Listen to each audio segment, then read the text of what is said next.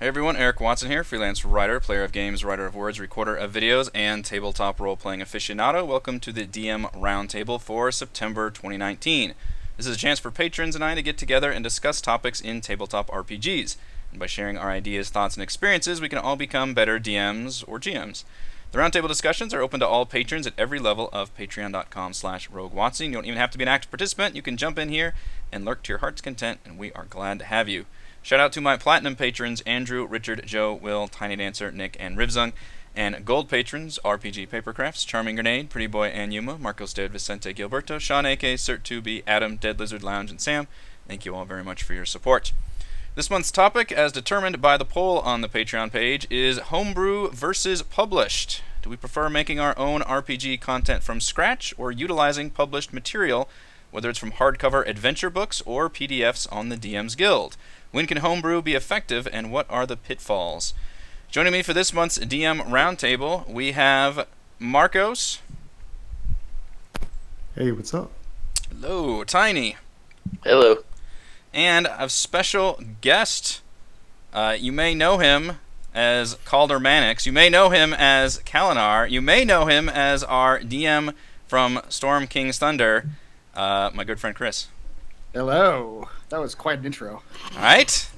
First of his name, and you may know me from such the Vandals of the Andals and all this. Yes.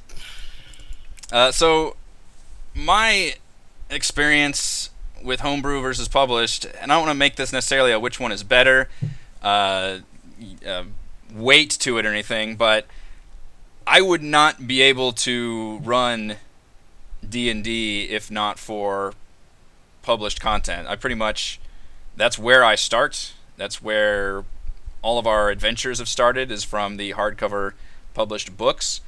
And I've also drawn things in from the DM's Guild where I can, but for the most part I use published content almost exclusively, whereas I know a lot of folks use homebrew content almost exclusively, to the exclusion of any published content. Let's start with Chris, since you are a special guest. What are your thoughts on using published content versus content that you have made yourself? So, I only have two experiences. One is a one-shot that was completely homebrew. Yep.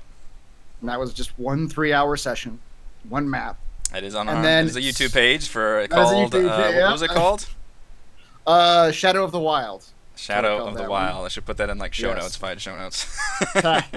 And the other one is the published Storm King's Thunder, yes. Which, while that was purely published, there's a whole lot of homebrew stuff within that campaign. So for me, I do feel like a full campaign, the daunting empty page is probably too much for me in terms of a campaign. So I would need some sort of published thing to get me started, at least as a skeleton, and then from there sort of mix in homebrew and change things to your own liking. Yeah. Marcos, you do a lot of Adventurers League stuff. Is it mostly published stuff? Do you use any homebrew? When I do Adventurers League, I stick strictly to the rules. Because I think that's required, right, to do? Yes, pretty much, because you want it's equal. You know, if somebody does Adventurers League at their friend's house and then bring their character over, they want to be able to have the same rules for a new DM as opposed to, their usual DM. Does that extend to like monsters and items and things? Like you can't go outside of what's in the books? Pretty much, yeah. Okay. It's a problem where, suddenly this person who's come to your table and plays a home game with that character suddenly has a +7 great sword of undeniable strength. And everybody else is walking around with barely +1. And they're like, how does this guy have it? And they're like, oh, my DM gave it to me. That's a problem. Yeah. So you try to keep things explicitly to the book. And if there's a disagreement or argument, you go to the second best source, Twitter. Damn you, Jeremy Crawford. Yeah, pretty much. If it's on there, it's canon essentially. But when I'm not doing Adventures League, I try to stay away from published. I mean, I'll take inspiration from things, but like if I'm running a game for friends, I'll make a custom world, starting the backwater medieval town and work our way up, to fighting gods. But it just depends on the setting and who I'm playing with. Do you have a general preference? Well, published is definitely a lot lazier. You can sit back, twiddling your hair and your finger when they ask, "Oh, can I do this?" It's like, "Oh, what's it say in the book?" "Oh, yeah, you can do that." It's pretty yes or no. But when you're doing things, homebrew, that's when you can kind of run into a few problems. If it's something that's brand new, somebody comes to you and says, "Hey, I made this new summoner class." "Okay, yeah, you can play it." Then session 2, you're like, "Oh my god, what have I done?"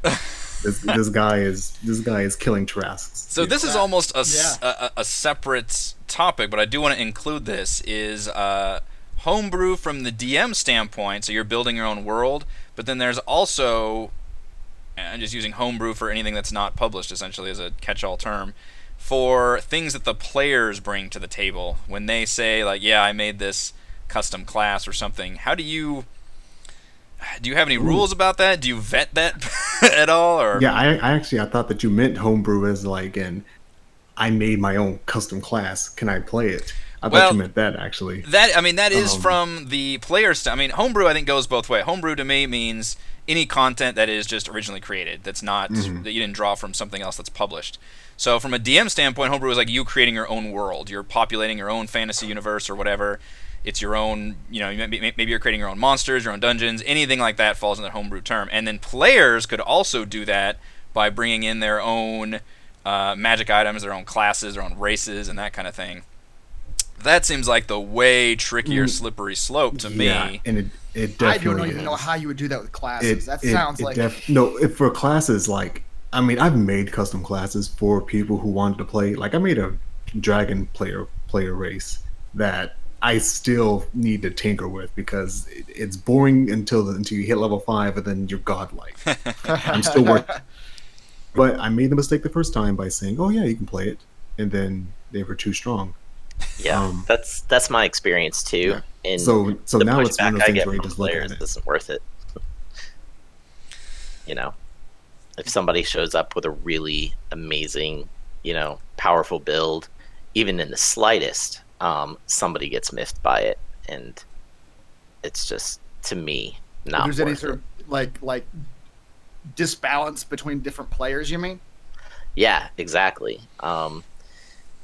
I had one person create their own class, and I was trying to be open-minded about it and actually work with the player, but there were so many instances during the session where I was like, this is broken.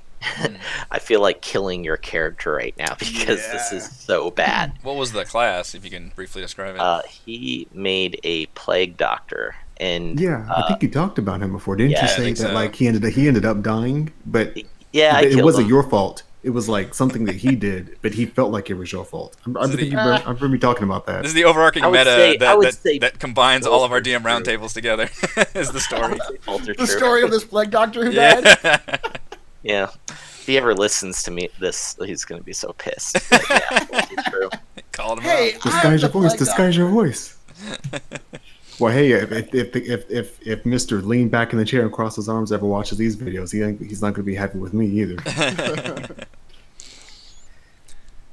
That feels like something that would have to be so strictly controlled by the DM. Yeah. It just seems so easily manipulated or easily taken out of balance.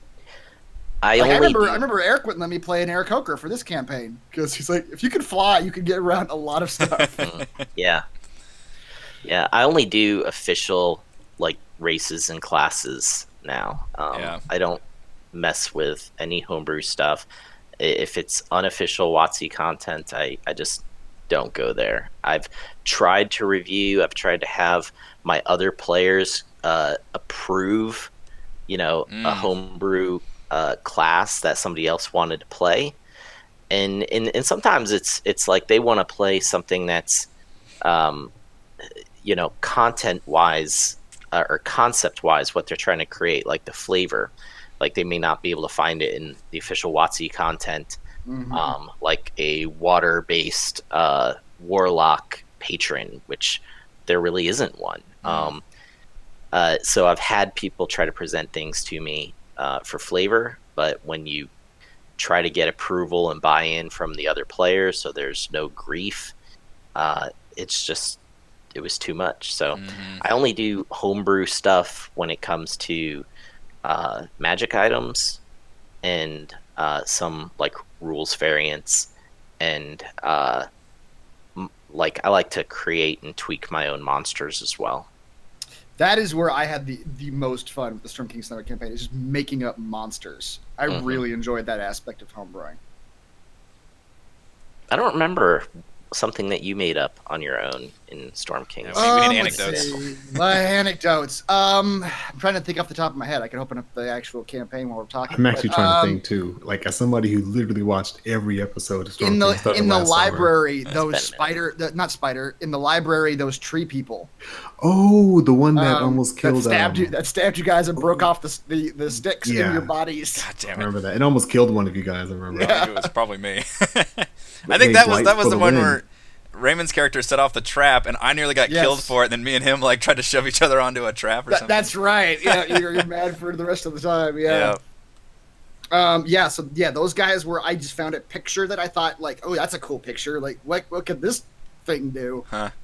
Or which these guys didn't actually get to do a whole lot of what they had because you guys really played it well. Your second encounter with the Weevil, where you ambushed him in the hotel.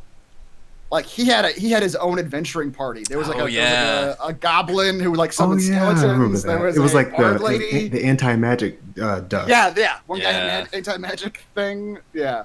So all of them were just sort of made up. Wasn't that entire sequence of events homebrewed essentially? Like what?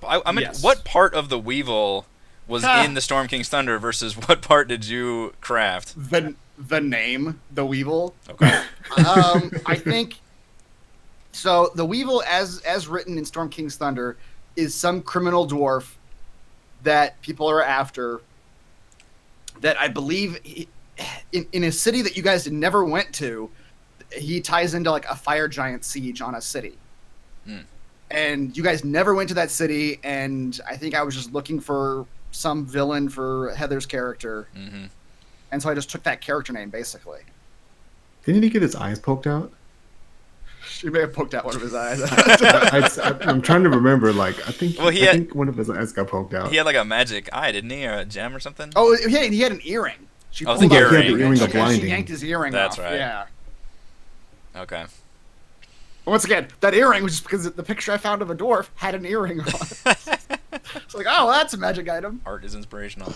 I think Storm King's Thunder, especially from what you were telling me in our discussions about it, is very much a like big picture campaign. Like here is all of the, what do you even call that region? It's more than the Sword Coast. It's like the entire northwestern part of Faerun. It pretty much is the Sword Coast. So the Sword Coast actually stops at the Anarok Desert, which you guys went into a little bit to fight Ilrith's children. It's like that's like where Sword Coast stops. Actually. Okay.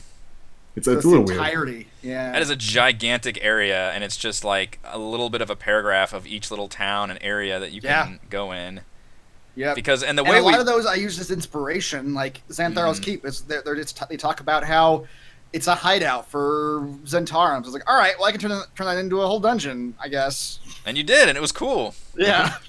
I feel like the most memorable parts of that campaign, and partly because of the way we played it, we ended up skimping the two like giant places we went to, is the stuff that you actually ended up crafting basically from scratch. Yeah, and that's probably the stuff I had the most fun DMing too. Yeah. A lot of the stuff that I played as written, I kind of wish I hadn't in hindsight. The best example I have of that is the finale of Storm King's Thunder. That finale fell a little flat just because as written, it's very weird, where you go in with giants, and you get giant size, and you go in with giants, and you fight Iamrith. But the giants are way better at you than you at everything. Because they're fucking storm giants. Because they're storm giants. So you end up just sort of standing and watching them fight Iamrith for a little while and helping a little bit. So yeah, that one I wish I had done a little bit differently. Also, as you pointed out after we did it, there's like a weird UNT fight in that final dungeon that is incredibly like anticlimactic. Yeah, like UNT were not a thing for Iamrith up until that point in the campaign, so just having them there. Yeah, really? It is a little out of the left field. Yeah. I almost wish that climax had just happened like in the Storm King's like throne room too. I feel like that was the climactic part. The whole like the final siege on her lair. Yeah. It was kind of weird. And the maps were some of the more awkward maps too, because they're just not built well for Roll20. I don't think. How do you guys handle maps in terms of like when you do homebrew type either campaigns or just whatever dungeons? Do you have to find a map that works for that, or how does that work? That's what I do. I just search around until I find a map that looks vaguely like what I'm thinking about. Yeah, that's what I try to do. I don't have time to, create my own maps, so I just go out there, programs that can Reddit. do that, but yeah. I actually very, very, very much like making my own maps. Do you? Yes. Do you play on Roll20, Marcos? Mostly, yes. I make my maps actually on Map Tools. It's a little bit more versatile for making maps and layering and positioning items as opposed to Roll20. So I usually make my maps on Map Tools, convert them into a PDF or a PNG, and then I import them to Roll20, usually in like chunks, and then connect the chunks back together, make it as a single layer, and then blow it up. Oof. And then do like lighting and stuff like that. Wow. Yeah. That's a lot of work, but that does sound cool. I mean, I love it because I'm the guy who like, I like the big game. I like having the fortress and putting, I'm the guy who in his games literally says, "Is that a piece of furniture? Can I carry it? Is that a rug?" I rolled it up, put it in my bag because I like putting it in my imaginary house. So I definitely like making maps that are like, "Hey, this is somebody who actually lives here." Yeah, you make sure you know every every like intimate detail in there because players will ask about it. Yeah, I think that's a unique challenge with those of us that play on Roll20, which I think is the four of us in here for sure. But I know I've talked to other DMs where that's not maybe as big of a concern because they don't need those like visual battlefields. So playing with published content isn't as important. And frankly, when we first started playing on Roll20, they didn't have the official modules ready to purchase with all the battle maps and all the tokens ready to go. Back in my day, I had to make Lost Mine of Phandelver and Princes of the Apocalypse. I was about to say from scratch, but I bought the maps from the original artists and then had to convert those to Roll20, and then make all of the tokens, make all of the monster sheets. Like it was quite the thing, and that was a big part of my prep work, was just putting all of that together. So I was thrilled when they started having these ready to go module bundles in place, and it was an automatic purchase for me if we knew we're going to run something, because having all those maps and all those tokens and all of that ready to go is amazing. That's a huge time saver, and as I mentioned at the beginning of this, that's really the only way that we can play D&D. The only way that I would have time to be able to do that from the DM side now is to have that stuff ready to go. Back when we were doing Princes and Lost Mine, I had more time to put that stuff together, but now I have way less time, and so it's a question of prep work partly, is being able to use published content over Homebrew. Now that's to say, I do like adding Homebrew content where I can, but now my prep work can focus more on the story part of it, like writing in Google Docs and writing dialogue and story ideas, rather than trying to put together like the way a dungeon looks or something. I do like putting together magic items. I will agree with everybody that said that homebrewed magic items are fun, and we talked about that during our loot DM roundtable discussion. I think that's one. I mean, the Dungeon Master's Guide has some great items in there, and I think they're really useful for a lot of occasions. But I do really think it's valuable to create magic items that are tailored to your players. Yeah, it's fun for you and it's fun for them. Yeah, it's like giving somebody a gift for Christmas or your birthday. It's like, I'm excited to give you something that I put thought into, and you're excited to receive something that I put thought into. Yeah, I mean, like, you put up the picture of Gillian's face when Raquel when she got the bagpipes. Yep. Like that was genuine like happiness. Yeah. And you know why? It's Like because they were so deprived of magic items so far in this campaign. Eric has been so like stingy with them. And you know, I've had to compensate for that because Tomb of Annihilation is famously bereft of magical items. It's almost shockingly so. It is. Especially when compared to reading a lot of other adventures. I'm like, holy, and it's very widely known now. Like every discussion of Tomb of Annihilation is like, where are the magic items? If you were to rank all the adventures from the amount of loot players get, Tomb of Annihilation is probably at the bottom compared to all the others. So I have had to compensate for that by adding a lot of more magic items, essentially, and that's been kind of a fun little project. But that's always been fun. I've never been too much into the monsters. I don't know why, but I just feel like there's so many fun monsters out there to use. I haven't necessarily ever felt the need to make my own. I'm always terrified of balance. I'm terrified of balance for the one part, but on the other hand, I'm always confused by the balance level of D&D. It's just, it's so hard to predict. Like a boss monster is going to go down so quick, and then like two what you thought were minions are going to just give super headaches to players.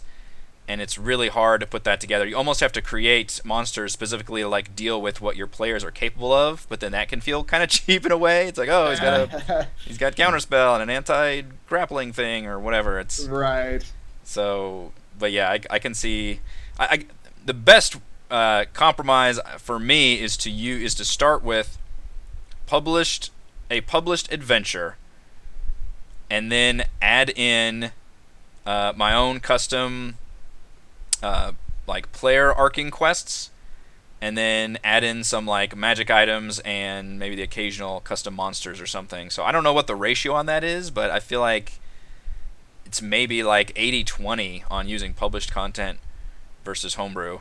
And maybe that's just because Tomb of Annihilation happens to have really good published content. I haven't actually had to make too much.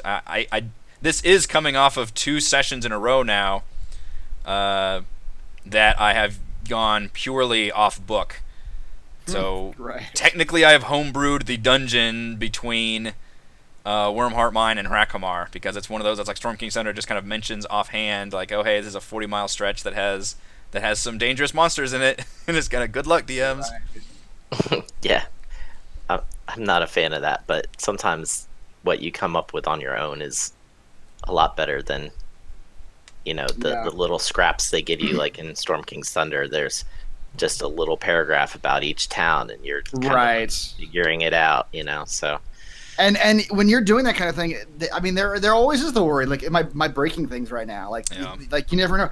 When I gave you guys those hippogriffs in Storm King's Thunder, I didn't know if I was breaking the game by just giving you guys flying mounts. But I was kind of like, well, I mean, there's some paragraphs about how maybe they could get them if they do like very specific things. Yeah. I was like, but it seems like it's a necessary thing for them to get around, so maybe I should do it. Actually, I don't think you're risk of breaking anything at all, because they're meant for, like, there's different types of mounts. There's flying mounts, and then there's like fighting mount. Yeah. Like, that's true. If you want a fighting flying mount, that's a whole other side quest in That's a different thing. Trying to find like a robust griffin that's not going to plummet to the earth when it gets one arrow into the wing. Yeah, and I will say, everybody after they got those hippogriffs in Storm King's Thunder, they were very careful with those mounts. They did not let them get hurt. Yeah. Yeah, because they're not meant for fighting. You can fight with them. It's just like in Fire Emblem when you get the Pegasus Knights. Yeah, they hit hard, but I mean, you gotta keep away from those archers. They are wet paper. Glass wet paper. I will say that the one homebrew I do regret, which is actually, this is the comment I left on the last roundtable, was that stupid blasting hammer that I gave to Tim. Ah, yes. I think I literally like mistyped or I had an idea in my head and it's not what we ended up doing with it. We're like I was gonna be like, oh, it either hits completely or misses completely, but then you guys were like, but doesn't everything like is half damage on a save? Don't give your players an inch. I know, but yeah. And that thing ended up just being very powerful. Yeah, and then it's like, yeah, if you use 50 GP gems, they're not going to come across those.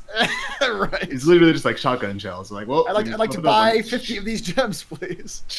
It's like cocking the handle of the hammer. Man. Yeah. Many laughs were had with Tim and his hammer. Yeah. I felt a little bit of trepidation with the staff that lets Theron cast the Thorn Wall. That is very powerful. It's very powerful. It is, I think, a level. Credit on both of those cases, he does not abuse the power. No, he does not. Yeah, he could have spammed that hammer. Yeah, he could have spammed that Thorn Wall, but he's not doing it. Yeah, the only bummer is it's almost like that's become all the staff can has a bunch of spells on it, and that was just one of the spells. But it's just kind of it's like the obvious, best, most powerful spell. So it's just a bummer that the other stuff gets kind of ignored because that one is so strong. Because I think it's one of those that he has to use charges, I think. Right. And then if he just he just has to use all the charges to cast that one. But it's obviously like the best spell, so you have to be kind of a game designer when you're making all these homebrew stuff in terms of balance and like how is it going to proceed, are the players going to use it and all that. So, and I try to do the same thing with I try to do a better job with the bagpipes and try to create, okay, I need to have a mix of like, here's a combat spell, here's a buff spell, here's a like a traveling spell, so that you don't just have like one combat spell that overshadows the other 3 combat spells. So you have different options, at least when creating magic items. Has anybody used anything from something that wasn't officially by Wizards of the Coast, but was available somewhere else, like the DM's Guild or something? So basically like a published professional product, but not necessarily officially endorsed, where you wouldn't be able to use it in like Adventures League or something. Cabal Press, I think. Yeah, I used the Tome of Beasts and the Tome of Foes, and I don't think I'm going to do that again without like hardcore looking over their CR ratings, because they are not balanced. Okay, tell me about that. Yeah. Like their CR1 kobolds or CR something, whatever their kobolds are, it's ridiculous. They have like 40 HP, and they have a recharging grenade that does like 66 damage. Is that the one that I used in the? Is that the shredder grenade? Because I think I used some of that. They sound from. I think so. For the Warmheart Mine. Yeah. And that's okay to use for people that are higher level, but for level 1s, right? One creature. Yeah. I quickly realized my mistake. I quickly realized my mistake on that, because I was like, oh god, those numbers. Done. Yeah. Yeah. So I try to not, like, unless I get it, I guess I get it ahead of time and really look through it, because I told you I'd like to do the mock battles. If and that was actually when I started doing them. So I was like, oh god, I need to make sure this isn't going to kill my people. Let me start battling, do these full battles. But, yeah, I try to stay away. That one, I know exactly what you're talking about. I feel like they swung too far in the other direction, because a lot of the monsters, the monster manual, are a little on the easy side in terms of compared to, like, if this is what was their rule? Like, if a CR2 creature can handle is balanced for like a party of level 2 players or something, and that doesn't end up working at all. Yeah. Right. And I feel like the Tomb of Beasts, a lot of these other things, that one especially swings too far in the other direction. It's like, oh, we got to ratchet up the difficulty of like all our monsters. The problem is, 80% of the time, what they did is they just gave a huge chunk of hit points to all these creatures. So, Chris, if you remember those, the serpents in Prince of the Apocalypse, those eel dog serpents, that was from Tomb of Beasts, and those were like lasted forever. And that was a complaint where I remember we that fight. We're like, all right, we know we're gonna beat these creatures eventually, but we just gotta keep hammering them until they die. Mm-hmm. Yeah, they need to do more of the pterodactyls, pterofolk. Right, glass cannon guys who've got something cool they can do. Those are great. I've never had an enemy before that didn't look very impressive on paper, but when I actually used it in combat, I was like, oh snap, this is actually fantastic. They do so much damage. They're just sentient enough to be weird and creepy and crazy. They can fly, which is automatically cool in a lot of situations, and they go down really quick. they don't stick around. I almost TPK'd my Dungeons and Dads group. Are you talking about that at Firefinger? Yeah.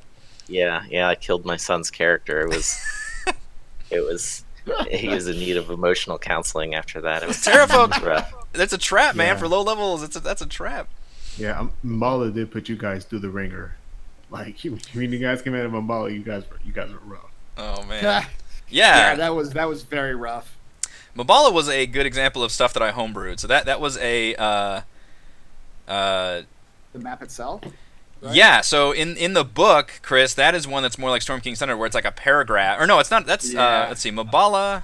Yeah, Mabala is the one that's just like a couple paragraphs, and it basically just says, here is the hag lives there. It used to be a town, but the hag ate everybody, and the main purpose of that location, which I'm going to go and spoil now because you guys are not going back there, is if one of you dies, I don't know how you would know this, but you can go back to her, and she can give you some quest and raise that person up as like a sentient zombie, which is all kinds of weird things have to happen for that. Like, first you have to work with a hag, then you have to do her quest, and you have to go back there, you have to keep the person's body. Like, it's a bunch of really weird, crazy shit you'd have to do to get to that point. And there's no maps or anything about that. The only note is that if the players attack her, she raises a flesh golem up from the ground.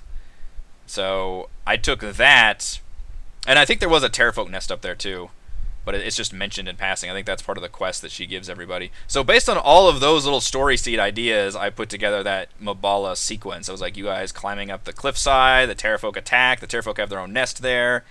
I had to put all those maps into play, and then she's on top, and she's disguised as something else. I added that well just for...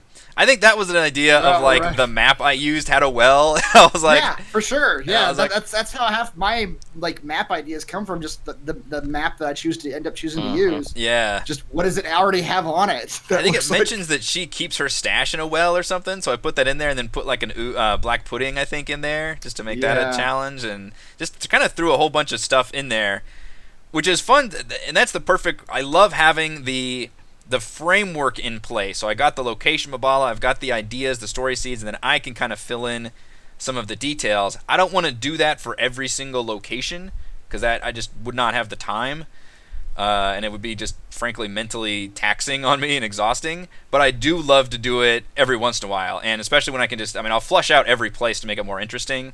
Add some more story ideas, like with Camp Vengeance. Add some story ideas there and some things, and the whole siege on that location, for example, was just homebrewed. But having that stuff in place originally is very helpful. Sure. Yeah, that's where a lot of my homebrew stuff is. It's just it starts with a framework that I got from somewhere else, either the published materials or, like you were saying, like a DM's Guild adventure maybe, or a map that looks cool. Now you used the Blue Dragon encounter. Wasn't that from the DM's Guild? From Storm Kings? Yes, the desert. Yeah. Okay. Yeah. It's called I think it's called what's it called? Flying Misfortune. Yeah. So did you? I was gonna say, did you expand on like what led you to seek out something to use that on? I mean, I think I just found it. That's literally sold in DM's Guild as like a supplemental material for Storm King's Thunder. Yeah. So I looked at that, and it had to do with Felgalos. That's why. So this is working backwards a little bit, because I chose to use that, and Felgalos is in it. The storytelling, you always got to do something 3 times. You can't just do it twice. So because Felgalos was in the beginning, and I was gonna have Felgalos at the end with that Flying Misfortune. That's why I put that Dragon Hunter thing in there. Or no, I'm sorry. I'm thinking of the reason I wanted to use him the second time was for Flying Misfortune, because he's in the Cloud Castle. Mm-hmm. So he's in the beginning, he's in the Cloud Castle, and I needed a second time somewhere in the middle. Okay. So that was Flying Misfortune, which starts out with those Dragon Hunters and then turns into the desert. Okay, it's like a random encounter almost that we find him. Yeah. So all of that is from that adventure. Absolutely none of the maps are from that adventure. Right. The actual like Dragon Hunters themselves and the map where you Felgalos comes in and fights, all those ideas are from the adventure, but none of the maps are, or the characters. And then that desert map was completely homebrew. But the ideas of like Iamra's children are in the desert, you got to steal back his stuff, all that's from the actual. And that was an amazingly memorable series of encounters too. The fact that we like got to fight dragons with dragons, and it gave a personal note to Iamrith. That sequence where she pops up as a statue and like fucking mocks us was. I'm pretty sure that was homebrew. I don't know. I don't remember if I had to actually look it up and see if that was actually. But the reason I forget what's homebrew and what's not because I end up having to make up like maps and icons for everything. Yeah. So in my head, it's all like, oh, I made that. But I think some of that may have been in the actual adventure itself. I'm just waiting for Felgalos to show back up. I know, right? I mean, we've established that all of our games take place in the same universe. We've certainly called back other characters. For after you guys beat the Tomb of Annihilation, and you're like on like a pillar of lava and it's sinking, and Felgalos is going to swoop in and save everybody. All these characters exist in our back pockets to be used. That's right, exactly. Yeah, the other example I had was Orlunga. Like, that one is a location that I straight up did not like in the book at all. It's very weird. It's a series of like weird like skill checks and trials as you just ascend these stairs to get to the top. Mm-hmm. At one Swallowing point, a snake. Yeah, at one point the characters have to swallow a snake to go up there, and I'm like, there's no way my wife's doing that. It's like, this is not gonna happen. My character failed at that. It's just weird. So I was like, you know what? It's what is it, alligator on the back puzzle that none of us could figure out. Yeah, exactly. And a lot of people, and I read a lot of the Tomb Annihilation best practices for running it and all that, and a lot of people say like you have to be very, almost stupidly obvious about what that puzzle is and what it does, because players will just murder themselves on these traps if they can't figure it out relatively quickly, because the traps will just keep springing back and forth. I wish there were more locations like that, though, because I think that one brings out the flavor of Tomb of Annihilation. If I had my druthers to create another area, it would probably have been something similar to that. And you'll obviously encounter a lot more of that in the endgame teasing, but in the early game, and that's what it is. Named after. Exactly, yeah. It's a fun tease for like the second, last third. I don't know how long it's going to be, but for the last section of the game. But there's really nothing else like it. So I put Orlunga together mainly because the Yuan-Ti are a big factor in this campaign, but not a lot until the end. And kind of like you, where it's like, well, I want to be able to bring this stuff up earlier, so it's not just all like dumping in at the end. You need to care about these things. Right. So that's where I usually have problems with the published materials, is that. I mean, this is no offense to the writers at Wizards of the Coast. They're great guys. I mean, they make great stuff. Yeah. But I have a problem with a lot of their story structure. Yeah. Where, like, something is important, but you literally don't hear about it until the very end of the campaign. Mm-hmm. It's like, if this is going to be an important part of your story, it needs to be sprinkled throughout your story. You can't just dump it at the end like that. Yeah, my big problem with Prince of the Apocalypse is the villains are just not a fact. They are the classic, like, just sit in their dungeons and wait for the players to come kill them. Yeah. Yeah, and finally, by the time you got, like, halfway through the villains, it's like, I have to start creating, like, these, like, random dream sequences or something of the villains, like, taunting the players. Otherwise, you would never know these players, these people exist until you come upon them. And they'll have these intricate backstories and stuff, and none of them play into the campaign, like, at all, until you just knock down their front door and essentially take them out. Yep. Not the best, but which is another reason why I'm trying to use like the Sohn sisters in this campaign and try to utilize a lot of the villain stuff, because I think Tomb of Annihilation has a similar problem where it's like otherwise it's just kind of this overarching like, oh, we have to stop this death curse, but you need to really put good villains in there to make the players really want to fight them and kill them. We just brought up another topic that I'd like to hear you guys' thoughts on, and that's homebrew puzzles. I love puzzles. I'm a big puzzle guy. I like Myst style puzzle. Like Myst is one of my favorite games. Yeah. I had two at least big examples of homebrew puzzles in Storm King's Thunder. One of them worked really well. One of them worked only okay. The one that worked, I think, really well was in that Cloud Giant library. There were those runes, and you guys were finding books with figuring out what the runes meant to figure out what runes you needed to step on. Yep. I really like the way that one worked out because you guys just tripped it once just for the hell of it, just to see what the consequences would be. But then you actually figured it out.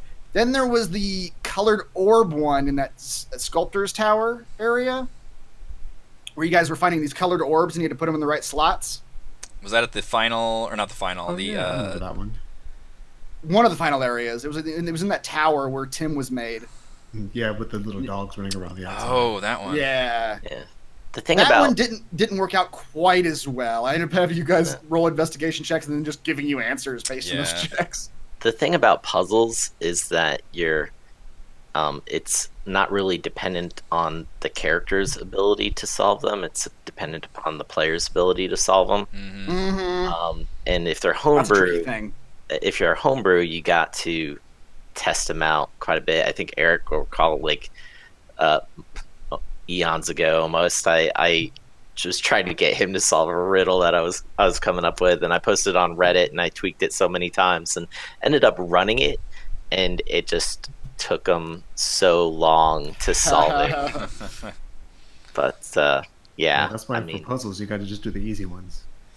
You Yeah. have to do the what crawls in the morning, walks in the evening. Yeah. And then you Right. have to do like, The old Sphinx I already puzzle. know that one. Yeah. Yeah. Yep. Yeah. Those Personally, are, I don't like puzzles in D&D. Yeah. Like you said, it's based on how smart you are, not your character. Your character being Right, level 20 exactly. intelligence. But if you don't know the word that you're supposed to say as a person, it's like, well, what the hell, my guy? It doesn't matter how smart your character is. yeah. And not it's one of those things where not everybody's going to enjoy sitting there and doing the puzzle and stuff. But so I think you have to be careful, and maybe you can do one or two because one or two people might like, sitting down and figuring out a puzzle. I think good puzzles can be. Heather loved figuring out she's the only reason you guys ended up figuring out the colored orb one. Yes. She's like, I'm gonna figure this out. Yeah. Heather's good at it, but Yeah. Celeste wouldn't be. That's very true. That's true. But what you do though, Yeah. investigations though, when you do like a murder mystery or something, now that's my game right there. Okay. I've All only clues played and that stuff. once, and the players did love it when I played with it. It was the It was when we were at the snowy place, and snowy place, the girls got yeah. into it. They were like playing good cop, bad cop, and like That's right. Yeah. I was like, man, I don't play like a D&D session. We're just like the FBI coming into a small town now, and just I've Yeah. played games like that. that sounds It amazing. always ends terrible. Oh, no! It's like, wait a second, I have power. I'm the FBI. I do what I want. Give me all your Oh. money. No, they're just immediately. that's a commentary on like the corruptness of like yeah, law FBI coming in. enforcement Yeah, law enforcement. immediately goes to their head.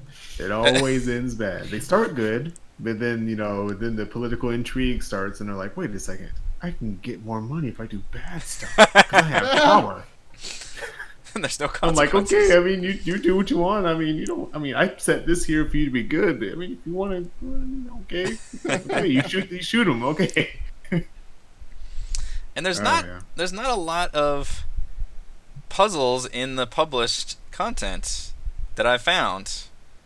No. In fact, the one puzzle that was in Storm King's Thunder that was published, you guys hated, and I ended up skipping it. Yes, 'cause that's you the guys one that I didn't- thought you were talking about, but that was the Oh, that wasn't me though. That was the book. okay, gotcha. That was the The- weapons with the The statues. weapons. Yep. I didn't You understand guys, them at all. you guys set it off twice, and then you just kind of gave up, and we're like, I don't know, fuck it, just set it off as many times as we have to set it off. Just brute Yeah, force our way through it. characters or players tend to get suicidal with their characters when they start getting frustrated. They just want to like barrel through it. Yeah. And, I think and at that as point, a DM, you as a can sense DM, it. Yeah, exactly. That's the point where you just gotta call it. You just gotta be like, and you figured it out. Don't move Yeah. on. Somebody roll a bunch of investigation checks, and eventually Yeah. you'll get it because there's no time constraint right now. Yeah, that can be a tricky one to put together. Hopefully, Yeah. hopefully you guys do all right, because I think the final areas of Tomb of Annihilation have quite a few of those, puzzle situations. Yeah. If you were to spend time crafting a puzzle, and then to have your players react to it that way would be a bit of a bummer. Yes. that's Similar to if you spend a lot of time crafting a monster, and then that monster didn't get to do a fucking thing, and gets Now, this one is- shotted by. true. This has happened, right? What, do you have examples of this? Who did this happen to? I feel like it's happened to me a number of times. I think it did too. You made a lot of monsters, and we just like would kick their butts. What was okay? Here's a good one. Same place, Cloud Library. The boss of that dungeon was this mass of paper that turns into like a wizard. Oh, and fucking Raymond set it on fire. He set it on fucking fire. He had all these spells and all this shit. He was within a globe of like nullification, so spells couldn't hurt him because I knew that you guys were heavy spell people. And Raymond got up close and set it on fire. Set it on fire. It's one of those where it's hilarious, but it is disappointing. You know, you have that villain who's like trying to monologue, and then the monk runs up and just like stuns him, and then everybody just kills him. You know? Like, yep, they're done. Yeah, I actually was funny because you're playing with people that are smarter than you when you try to do something that's clever and they already know the outcome. Because like, they were killing the bad guy when he was monologuing, so he threw down a puff of smoke and then broke the window behind him. I was thinking that they were going to rush out the window thinking he had left, when really he had like dropped prone in front of the window after breaking it. And the players just sat there and waited. They knew it. They just were all around him. So when the smoke cleared, he's looking up and I'm like, I surrender. And they just curb stomp him. They just curb stomp him to a bloody pulp. And I'm like, well, you guys beat the campaign. Good job. Nymeria is saved. You go home. I'm done. Oh, man. Good times. That's probably one of the more depressing things, yeah, whenever you really put together. And I don't think I've done that with put together like a really special homebrew. A lot of times I'll find a monster that's like close enough and then tweak them. So, for example, the boss of the Typhoon Palace, that was an example of something that I guess that technically is from WotC, because that's from the Turtle package. Not from Tomb Annihilation, but it was from something that they produced. But I redid a lot of that dungeon to suit our level and what we needed it to do. And the boss of that dungeon, I used... The boss as written is like a giant snail, which is like the priestess has been transformed into like a giant snail or something weird. And because, again, it's for like level 3 players or something. I took the stat block of a Kraken priest, which seemed pretty cool and thematic, and just had like a few... storm themed spells and an ability to like shout out as the Kraken or something, and you could like fear everybody in a radius or something, which is fine. And the initiative matters so much in freaking battle, but just immediately like George and Celeste were like in her face that first round, so by the time I could like fear everybody, it didn't really matter because they were already there, and I think she went down pretty quick after that, so I was like, oh well, that's not much. I didn't make it from scratch, but I at least looked up and like, all right, I want to create this stat block, and I still had to put them into roll 20 and do all that work for it. But the minions, the Chul, were way more powerful than she was. Right. I think I have a tendency to underestimate players. I think a lot of DMs do. I sometimes at some points I would then overcompensate.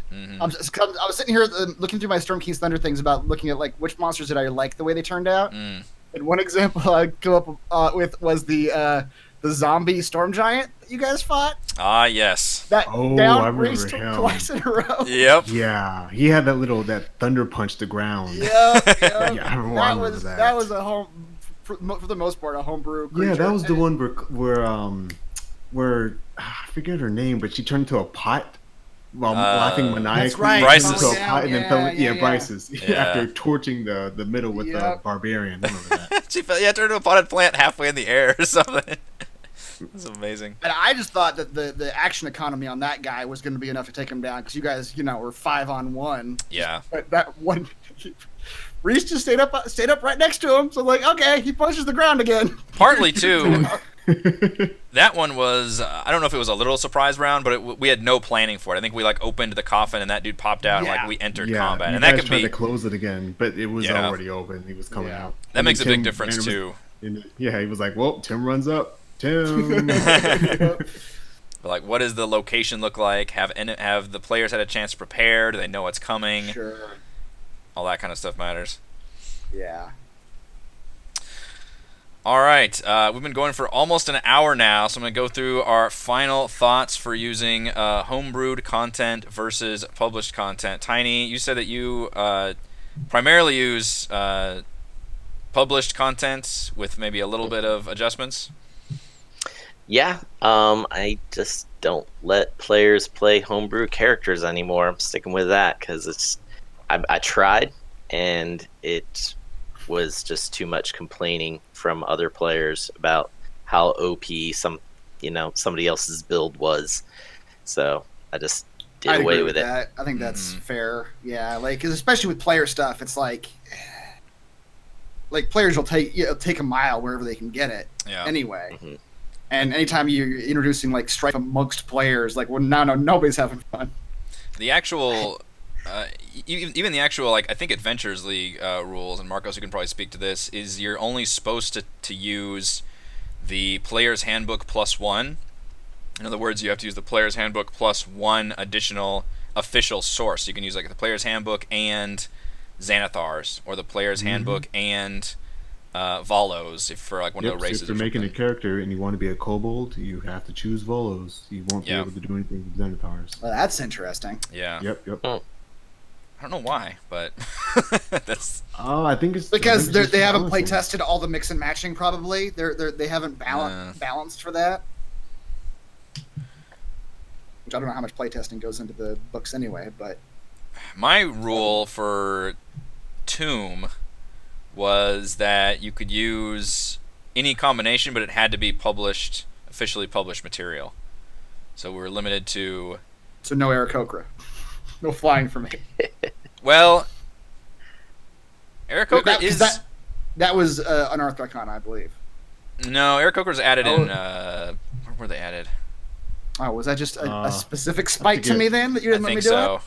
I think they're in. Are they in Morden?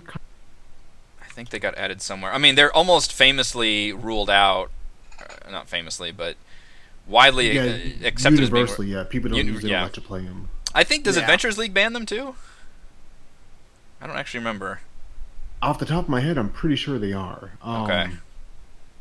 But just because the flight does, like, being able to fly at level 1 breaks a lot of things. Yeah, that's exactly what it is. I think they tried to nerf it a little bit when they said that you can only wear light armor. You can't wear medium or heavy while flying. But I'm almost certain that it got added to a book. I think they got added at some point. I just don't remember where. But yeah, I kind of nixed the Eric because I was just like, this is just going to be a pain in the butt for everybody. Yeah. It got introduced as a playable character race in Elemental Evil Player's Companion. Oh, that came with the Prince of the Apocalypse. Yeah. Okay. So okay. Which interesting. Okay. It wasn't a book. It was just one of those. In the general rule is if it's in a book you can play it. That's the general rule. If it's in a book you can play it. Interesting. For Adventures League at least, and that seemed to be my rule too. If it's in a book, it could be Ravnica or whatever. If it's in a book, you can play it. It's not. I did allow Tortles because the Tortle package felt fairly official to me, and because Tortles were just specifically very appropriate to our adventure with Tomb Annihilation. I mean, you could have let him play an Aarakocra, and then you could have had your first character death. Terrafolk comes in and just kills your ass when you're flying. Because the wings are ripped off at level 1. The hairs are even more dangerous. Now you're a Kinku. Yeah, exactly. All right, final thoughts. Continuing with Marcos, published content versus homebrewed content. I love them both. Depends on who I'm playing with. Adventures League solely published content. If I'm playing with friends, homebrew, but to an extent. Yeah, best of both worlds. Chris. Same. I think it's a hard mix. Like I need published content to at least get it started, have a framework to work off of, and then I love homebrewing off of that published content. So most of what I've done is sort of been that combination. Yeah. Yeah, I think I'm in agreement there. I probably homebrew a little less than you did, but when I get a chance to do it, Thunder's probably 50-50. Yeah, that one's probably, depending on where your feelings are, either worst or best at that. Like, it requires probably the most homebrew content, so I think a lot of DMs that like that will rank it really high, and a lot of DMs that don't like that would rank it pretty low. for that reason. Yeah, I tend to really like good published content, and then once I know what my players are playing and how their stories interweave with the world and all that, then I like to homebrew a lot of the story part of it. Not necessarily like the monsters, the dungeons, although I do like occasionally putting that stuff together, but the stuff that I really like homebrewing is just the actual storytelling part of it and expand all the characters and things. All right, I think that will do it for this month's DM Roundtable. Thank you to Marcos, Tiny, and special guest Chris for joining me for this month's DM Roundtable. I am Eric, and I hope to see you all again for next month's DM Roundtable discussion. Goodbye. Bye. Bye. There you go. Bye. Yeah, no, we have Except actual Chris here. Yeah. We have actual Chris here. I had to You steal don't have something. to pretend anymore. Oh, man. The only time you'll be able to steal it from me. Do you realize that we've been doing this, like, I think almost every DM? I don't think I realized it until last time. When At somebody... least when I'm on, I look forward to it every game session. Like, if I don't feel whole if you don't say goodbye at the end of it. You know, I genuinely didn't realize I was doing it until it was brought to my attention.